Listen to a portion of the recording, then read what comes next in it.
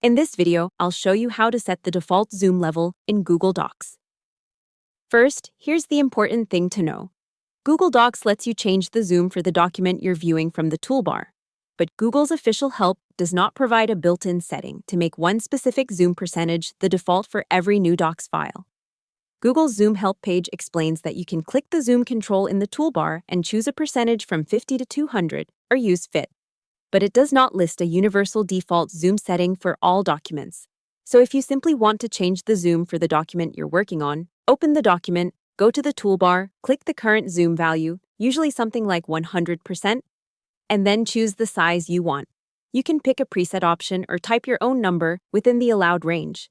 Google says this changes how large the document appears on your screen. Now, if your goal is to make Google Docs feel larger by default every time you open a file, there is one built-in option that comes close, but only for pageless documents.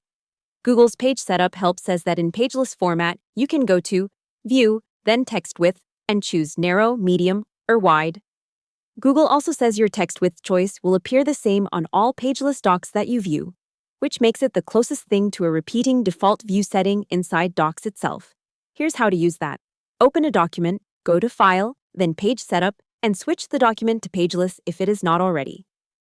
Google says you can also click Set as Default there if you want new documents you create to use pageless format automatically. After that, go to View, then Text Width, and choose the width you prefer. That won't set a percentage zoom like 125% or 150%, but it can make pageless documents consistently easier to read. If you stay in the regular Pages format, then zoom is mostly something you adjust document by document from the toolbar.